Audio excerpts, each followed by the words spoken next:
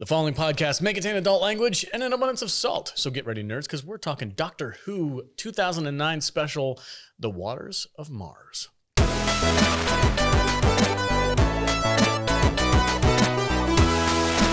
Welcome, everybody, and thank you for joining us on this episode of the Salty Nerd Podcast. Today, we're talking about the 2009 Doctor Who special, Waters of Mars, and I'm joined, as always, by my fantastic panel of nerds, the Dragon Champion himself, Matthew Kadish.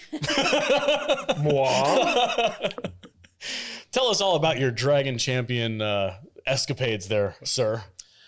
So Dragon Champions is a free-to-play hero collector game. It's basically for all the OCD people out there like me who are just obsessed about like getting every single thing in a game. Got to get them dailies. And it's kind of like a World of Warcraft inspired fantasy game where like, you know, you collect all these different heroes and you upgrade them and you use them to fight against other players. So it's very competitive.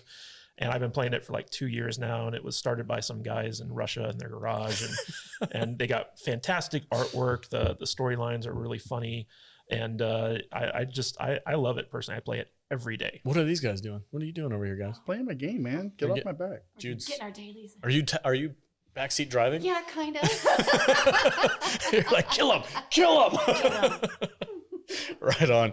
Yeah, guys, if you go to saltynerd.com/DC, hop into the app and use the promo code SALTY, you get a bunch of extra stuff, a little bit of a boost if you're new to the game. And yeah, they basically get like a bunch of new hero shards and like equipment and gold and all that good stuff to kind of get them going if they use our promo code. Right on. All right, guys, Doctor Who. Let's do general thoughts on this episode. Matt Vader, I have a feeling like you're all salty about this. I need to go get like some fish tank accessories and like stick them up my sleeve and like make them drip down my arms and get some stupid, terrible makeup and put it on my face. And you were not sold by this episode. and get some really shitty Casio keyboard background music to play in the background. So that would be really cool. Yeah, dude, flip your collar too.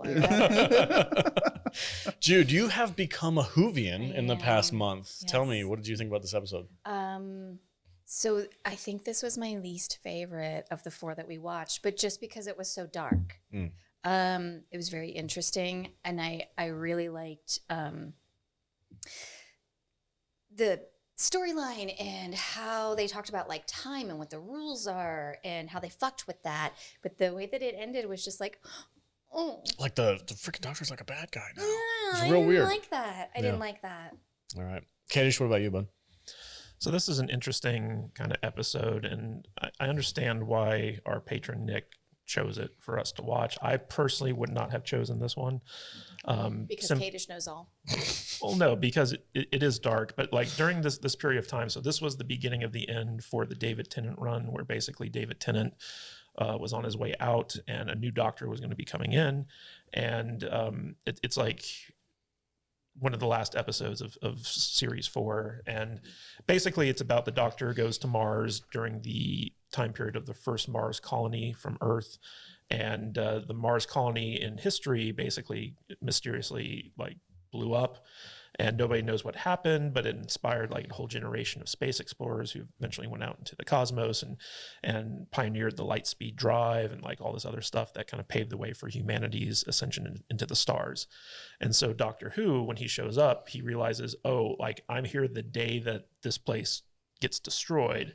And he's conflicted over like whether or not to like try to help these people. Like he introduces this concept that was new to Doctor Who at the time, which is fixed points, where basically there are points in time that cannot be altered because for whatever reason they're fixed. It's pretty much a writer's way of just saying like, okay, like there are some things that like we don't know how to like justify in the show, and so we're just going to make this stuff up to timey-wimey space stuff. Yeah, exactly. I like timey-wimey stuff better than the full explanation. Yeah. So in this episode, basically the destruction of the Mars colony always has to happen because basically the catalyst of these people dying propels humanity into space and stuff. And so with this episode, what happens is we get to see what actually happened leading up to the destruction of the colony, which is that water zombies appear. and that's what this, you know, the monsters in this this episode are, which is basically the monster of the week is the water zombies. Water zombies? Yeah.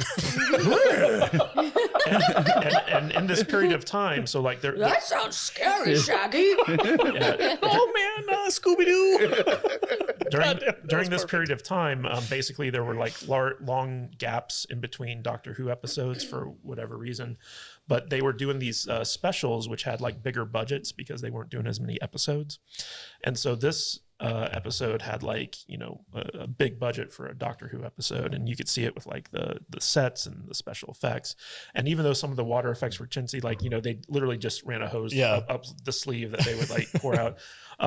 There's a lot of other stuff in the episode though that kind of showcases the increased budget, but one of the things I didn't like about this was the fact that and honestly, you guys didn't get to see the build up to the point where the Doctor's like, you know what, I'm the last Time Lord. I get to make the rules. It's me versus time. And David Tennant's Doctor kind of like goes down a very dark path towards the end of the episode where he's like, I'm the victor, the Time Lord victorious. I can make any change I want to the timeline. Nothing can stop me. I'm the winner. And it's kind of like a very self-centered view of all of space and time, and it kind of makes the Doctor out to be a villain in a certain sense.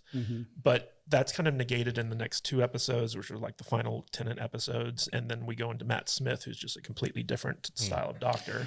I will say that this episode, like, it felt like 2 different episodes. It felt like we had like the Mars water zombie villain of the week, quirky Doctor Who shit, and then like about 3/4 of the way through, we had like this completely different turn where it was all like, hey, what if Doctor Who was a bad guy? And he was just total ass. Yeah, he just went full dark. And I was like, wow. I mean, to me, it kind of like, it intrigued me a lot more than the other episodes. The other episodes were fun, easy to watch. And, they were kind of like one-off little episodes.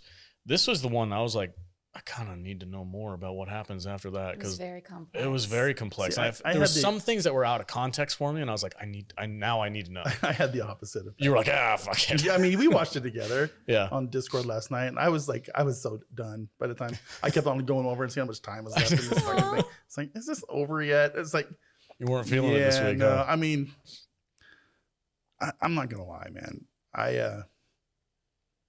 I'm glad this is the last Doctor Who one we're watching for a while. I'm ready to go into something else Okay. because I'm having a hard time.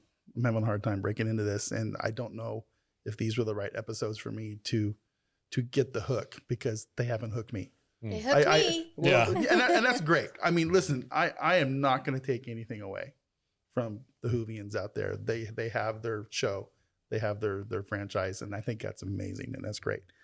It's just not it's not for me right now. And more power to you guys. I appreciate you all, and I get it. People aren't into Star Trek. Some people aren't into Star Wars. I totally understand. Right on. This isn't for me. I'm starting to think I'm just like an easy sell, because I'm like, ooh, Star Trek. I love it now. Yeah. Ooh, Next month. I love it now. Yeah.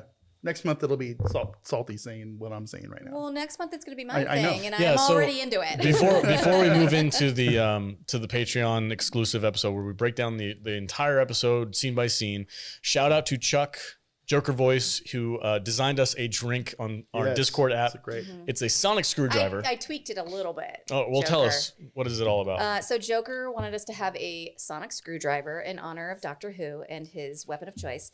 So he created a signature screwdriver drink for us. But I tweaked it, and I was like, I got all these mandarin oranges laying around the house. I'm going to infuse some vodka. So I infused some Tito's vodka for about a week with some mandarin oranges, gave it a good shake every day. And it's pretty dangerous tasting. It doesn't taste like booze at all. It just tastes like I'm having like orange juice and 7-Up. Mm-hmm. Real quick, I just want to point out that, you mentioned like the Doctor's kind of a bad guy. Like he messed with space and time in order to save lives. And like, that's like his whole thing is like, he wants to help everyone. And that's kind of like the hubris of the Doctor. So technically he's not really a villain in this, but he's just like, he's very full of himself, and he's willing to like burn down like all the rules in order to like, do what he wants essentially. And, this was a Russell T Davies written episode, and if you remember our talk with David Hewlett, who came on our first episode where we talked about the Christmas invasion with Doctor Who, he pointed out quite rightly that Russell T Davies, he's either really, really good or really, really bad. And so like this was one of those things where I feel like Russell T Davies didn't quite deliver on what he wanted to with the Doctor. So anyway, back to our cocktail. I'm going to put the recipe in our Discord chat. Okay. I have been staying out of the Doctor Who chat because I know like a lot of you are longtime fans and I don't want anything to spoil it for me. In our general chat, somebody popped in. I'm sorry, I forget who it was. It started talking about like things to come, and I was like, I can't read that. So I'm staying out of the Doctor Who chat. Stop trying to spoil things for me in the other chats. But I will put this in our drink recipe Discord. Yeah. You have successfully converted Jude into a full sure. Whovian. I fell asleep on the couch last night watching another episode, and I was like, and I woke up and I was like, oh shit! Like I slept through part of that. Our 1 month experiment with Doctor Who was a success. Yeah. And absolutely. I'm happy that you have a new jam. That is great. I'm happy too. Right on. Jude, why don't you tell the people what's to come in February? Because that's your month for the Buffy the Vampire Slayer. And I hope that there are people out there that are excited about it because I'm super excited about it. I am a longtime fan of Buffy. It's one of my all-time favorites. I probably rewatch at least one season every single year. And I listen to several other Buffy podcasts about it. Anything that comes up online about it, I'm reading it. I'm listening to the new Buffy audiobook right now. Like I'm a super fan. I shamed Nicholas Brendan, who played Xander on the show, in a trivia night because he wasn't up to par to join my team. We were literally doing Buffy the Vampire Slayer trivia at a bar that Nicholas Brendan was performing at. And somehow he ended up on our team for Buffy trivia. And I made him go away. She was like, you don't know enough about Buffy to be on our team because I want to win. In my defense, he did not know anything about the comics. And I was like, sir, step to the side. That's funny. I was mad about it. Who does he play in the show? Xander. Okay, I guess I'll find out. So, yeah, her friend who is her same age. Okay. So when you start watching that. So Alex has never watched any Buffy. I don't think Vader has seen any of the episodes. But I've watched the whole series, but it's been a long time. Oh, okay. Long time. I love Buffy. And Matt has been subject to my yearly watches, so he's familiar. Well, I watched all of Buffy before I met you, and I tried to influence her by saying like these are the episodes I'd watch. Oh yeah, she was like, sir, go fuck yourself. So I hope that there are people out there who are as excited to talk about it as I am. Right on. And if you guys want to get exclusive access to these episodes and the Doctor Who episodes, go to saltynerdclub.com. Sign up. It's only $5 a month. You're going to get 4 exclusive podcasts every single month. We're doing legacy sci-fi until it doesn't work anymore. And what do we currently have on there that they can also check out? We have a huge backlog library of like blooper reels and exclusive episods and movie reviews and all that kind of stuff. We did the whole first season of Foundation. Yeah. Oh, yeah, that's right. Holy crap, I forgot about that. How did I forget about that? We did the whole first season of the Apple TV show Foundation and a ton of other content. And then we're switching over to legacy sci-fi. So next month we're doing Buffy. After that, who knows? I think we're going to lean towards like Eureka, and then we'll probably be doing Stargate Atlantis, and we'll hopefully get David Hewlett back on. So if you want to support the podcast and help us out and make us more money so that we can do this more and make more content for you, go to saltynerdclub.com. Also, I should say real quick, Nicholas Brennan, if you should by chance hear this, I'm really sorry about that night. I was very, very drunk. Should we but try I to get him stand by on? my choice. We should also let everyone out there know that if we hit 10,000 subs on YouTube. Oh, right. Yeah. Matt Vader here has agreed to get a tattoo on his butt of the Salty Nerd logo, which you can see behind him over there. So show the people your ass. Just the part in the middle. This part right here. Which butt cheek are you getting the tramp stamp? I don't know. You Whatever. Tramp stamp it? No. Whatever Come side. on, you little whatever, tramp. You know you want it. No. Yeah, but this is only if we hit 10K subs before July 4th. So anyone out there who wants to help make this happen and have Vader get a tattoo on his butt. Oh my God, the look on Alex's face. Jude is going to live stream that shit.